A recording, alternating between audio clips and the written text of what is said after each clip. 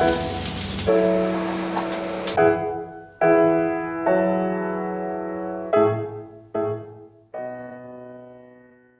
さんこんにちは、ちこです。アシスタントのマニです。はい、今回はですね、お雑煮。お雑煮、はい、お正月を作ります。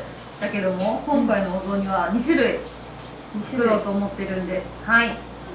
なんと何ですか？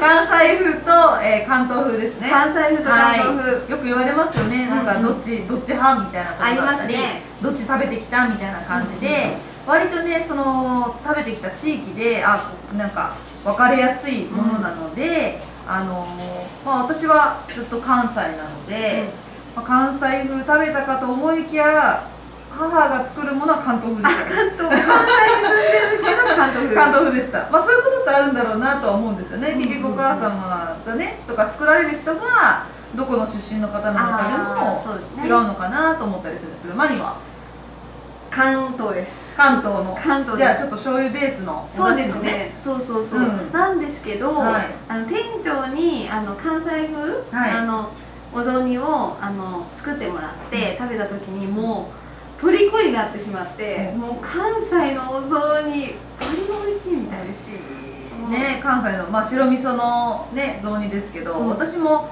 ユニワを始めてですね、自分で作っていったのがその関西風の白味噌ベースなんですけれども、それ自分の先生に教わって、今はもう基本は関西風で出していますが、本当美味しいで、美味しい。でもね、カメラマンのね今撮ってるそうちゃんはね、関東風しか食べたことないんですよね。そうなんです。東北出身なんで関西のは全然食べたことないです。もうね、かわいそうすぎる。もったいない本当に楽しみ。あれを食べないでもう生きてるとか信じられない本当に美味しいですからね。今日はじゃあもうせっかくなんでね、どっちも美味しく作れたらいいなということで、2種類ですね作っていきたいと思うんですけれども、関東風ですね。関東風はお餅もですね、これは今つきたてのお餅なんですけれども、実際関西風だと関東風ってお餅の形から違うんですよ。そうなんですか。それは知らなかったですか。はい。関東はどっちですか？関東風は角餅、四角いお餅ですね。でこれ本当は四角じゃなかったのをちょっと今四角くしました。ちょっと切って四角くしました。なぜかというと、関東っていうのは人がねすごく多い、特に江戸とかはね多かったと言われるんですけど、1個ずつ丸める手間を取るのではなくて、大きくバーッと固めてしまってつけたお餅を、それをもう切るっていうやり方をしたから、たくさんの人に食べれるような形だったっていうことで、この角餅だったと。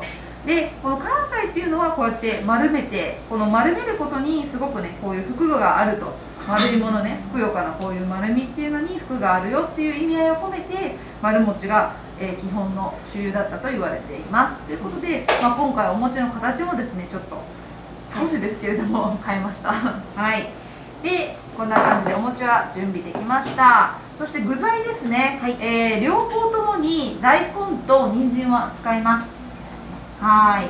で関東風にはあとしいたけと三つ葉、そして鶏肉を入れてちょっと具だくさんな感じで作ろうかなと思ってます。関西風はですね、もう大根と人参で、あともう白味噌にお餅が乗って、もうシンプルに仕上げる形でいこうと思います。ちょっとじゃあ中身も違うんですね。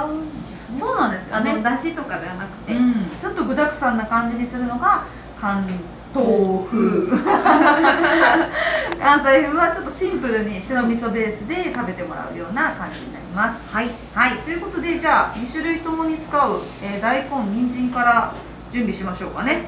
はい。このはい大きいんでね、ちょっと切っておきましょうか。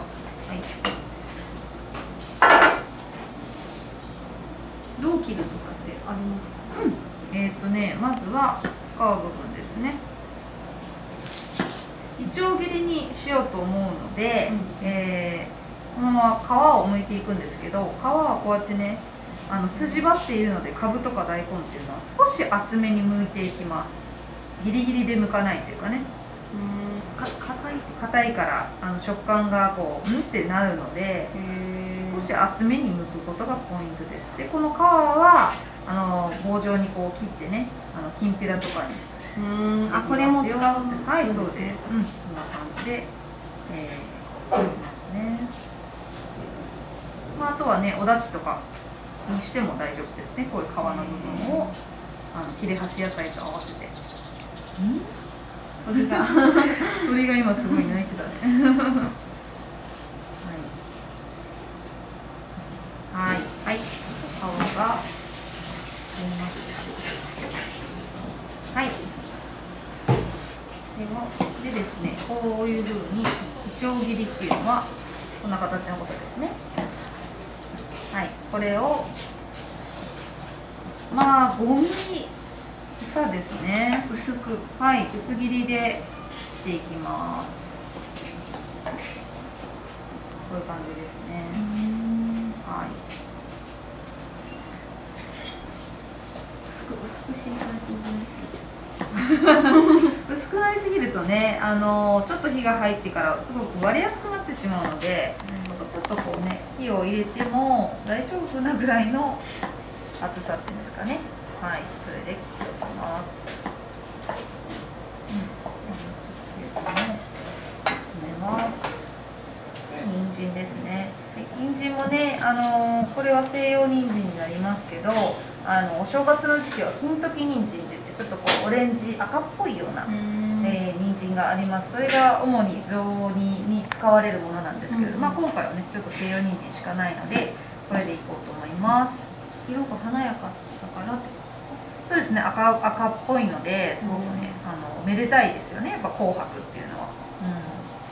でちょっと大きいのでこの場合はちょっと半分に切って、はい、でさっきみたいな、はい、大根と同じような厚みで切っておきます。はい、じゃあ切れたら大根と人参はお出汁で先に火を入れておきます。はい。はい。じゃあね、こちらで昆布とカツオのお出汁ですね。はい。これを雑煮にも実際使うんですけれども、はい、ここには、はい、結構もう中火、はい、中火で、はい、沸かさない程度で火を入れて先に入れておきますね。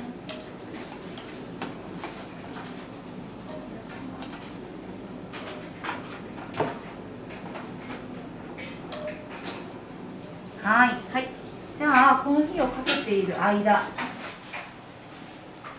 い、火をねかけている間に他の具材も用意していきます。はい、はい、他の具材、はい、あとね椎茸入れていきますけれども、本当はこのままもう縦にこうちょっと切れ目入れて食べるでもいいんですけど、今回ちょっと大きめなのでもう半分に切っちゃいましょう。はい、はい、椎茸はこう軸を落としてでちょっと斜めに切ります。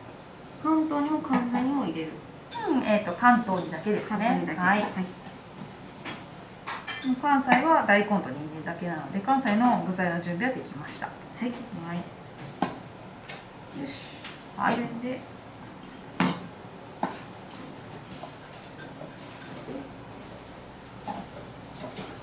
はい。じゃあこっちでもう関東風の準備していきます。はい。でこれも、先ほど言っていたような昆布とねカツオのお出汁です。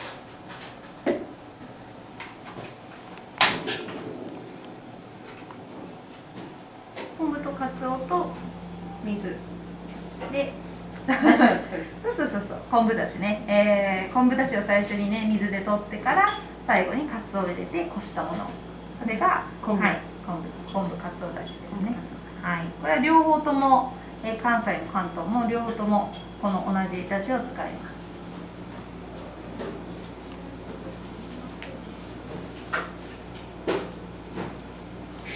大根が半透明、真っ白な状態から半透明になってくる感じで、スーッとね竹串とか入るぐらいになったら OK です。なんかすごいカットのものがあるね。マリさんのカットちょっとやってしまいました。まあご愛嬌ということでね。はい、じゃあ鶏肉ですね。鶏肉も入れていきましょう。はい、じゃあマリさん。はい。鶏肉は、あれですよね。関東の方ですね。はい。ここに火がね通るようにちょっと温まってから入れていきますね。はい、OK です。はい、一口サイズ。はい、思いっきり入れていきましょう。はい。もうガンと。一口サイズにこう切った鶏肉さっとくぐらせます。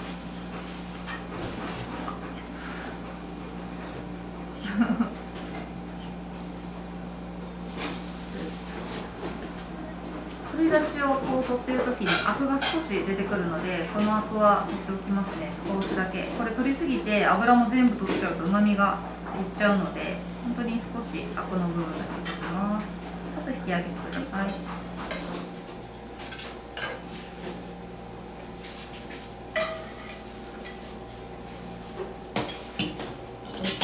はい。じゃあこの関東風のところに、はい、お塩と醤油ではい、味入れしていきます。お塩、ね、いつものように何種類か使っていきます。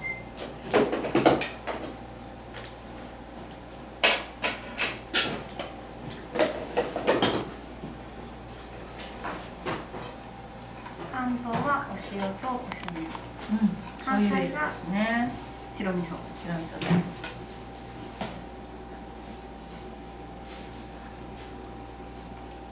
美味しい。ね、お塩だけ。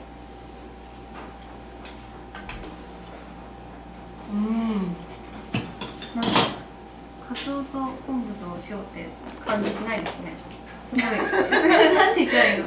何がした？なんかすごいこうなんて言うんだろう、複合的な味というか。複合的な味がした。ね。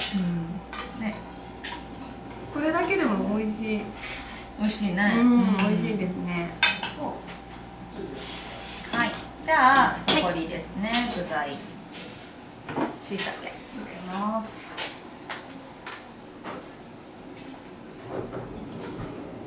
はい。3分ぐらいやった今かな。はい。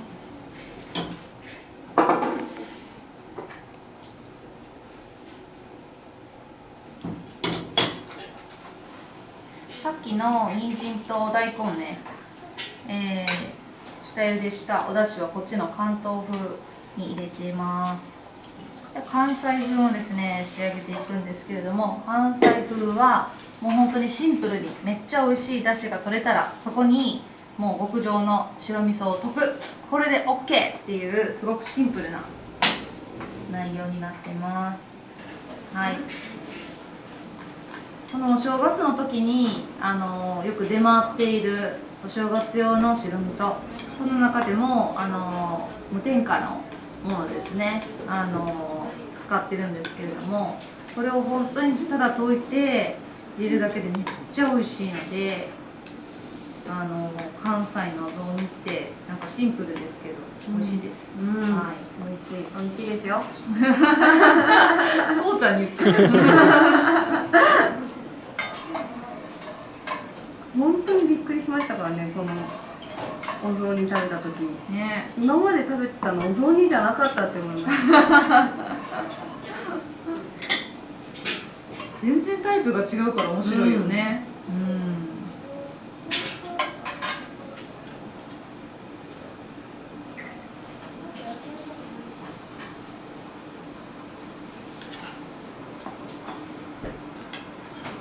あー、これです。これです。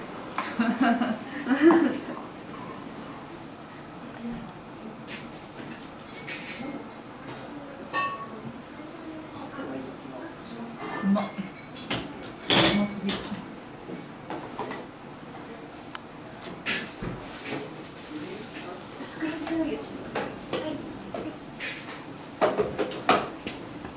じゃあね、この最後のお醤油っていうのは本当にこう風味が大事なので、ずっと火をかけちゃうとこの風味が飛んじゃうので、仕上げにさーっとお餅が焼けるタイミングでさーっと入れて仕上げっていうのが一番香り高く食べれます。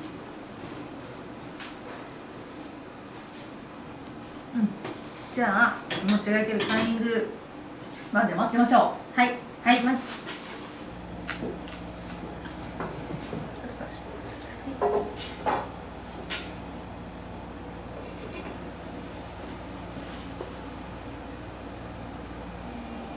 かお正月を思い出しますね。お正月だよ。じゃあ、もうそろそろ仕上げていきます。はい。では関東風から大根人参最後仕上げにも入れていきます。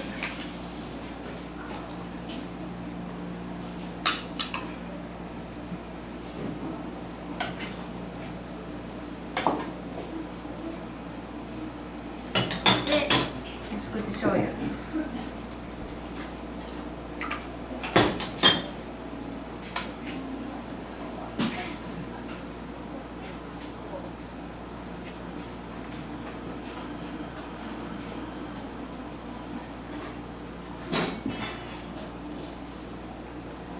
美味しい。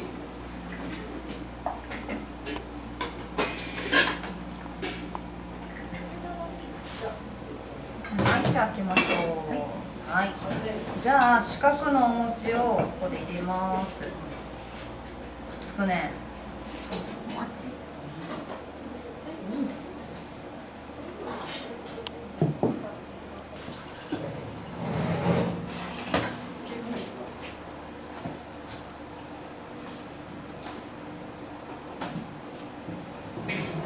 出来上がりです。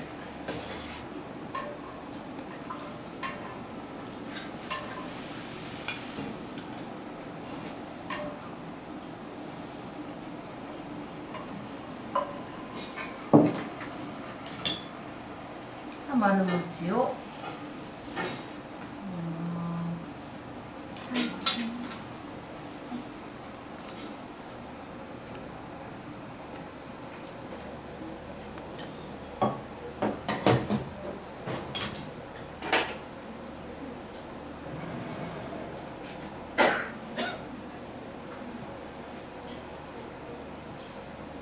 美味しそう。はい、できました。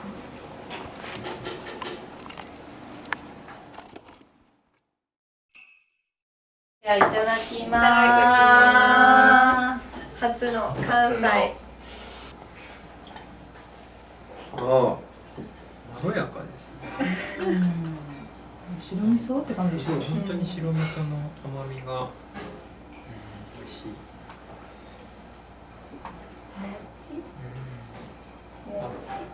餅だ。餅出てきたよ、餅が。餅が現れた。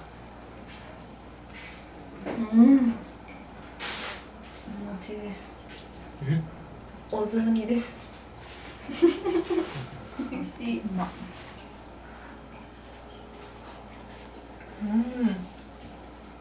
あー、関東風も美味しい。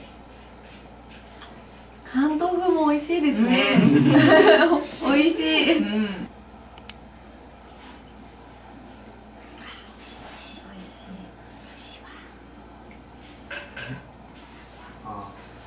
もう開けましたって感じです。おめでとうございます。おめでとうございます。どっちも美味しいね。どっちも美味しいで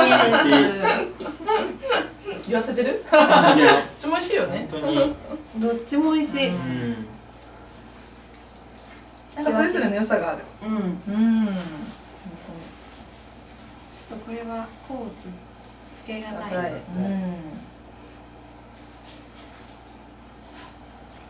店長は関東風を作ったの初めてですか？ありますよ。ありますが久しぶりですね。でこうやって比べて同じタイミングで作るのは初めてなので、なんか改めて食べてみてなんかどっちもいいなってなんかやっぱり凝り固まるよね、食べるものって。だからなんかそういう食べてきたもの、慣れ親しんだものを食べがちだけれども、なんかまた慣れ親しんでないものを食べた時に、はあみたいな、なんかちょっと自分の中に違う別のなんか細胞が動き出すみたいな、眠ってたものが動き出すみたいな、なんかそれぐらい食べ物ってね、そういう力あるよね。食べただけではあってなんかこう感覚が変わっていくような感じね。はい、じゃあごちそうさまでした。ごちそうさまでした。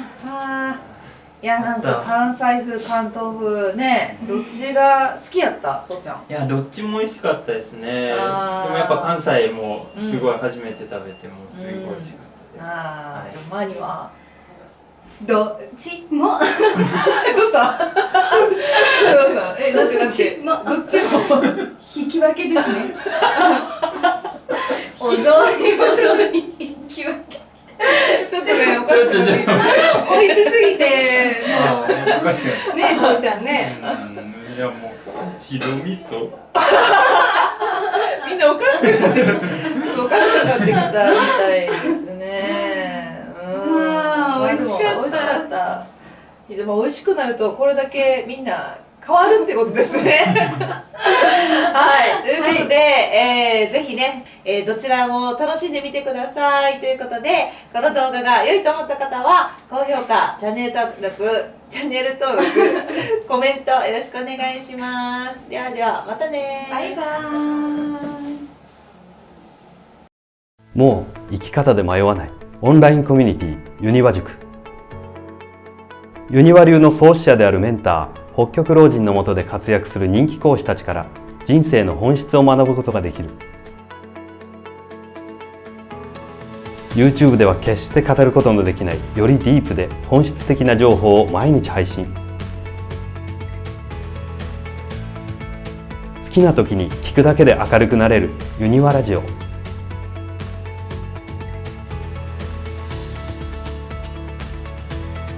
人に優しくなれるようになりました。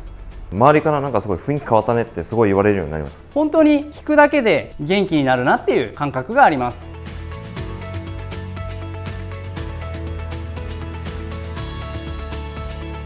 道しるべというか、指針となる場かなと思ってます。自分の物差しになるところがはっきりしたことで楽になったんですね。ここに戻ってくれば大丈夫だなっていう、そう思える場所。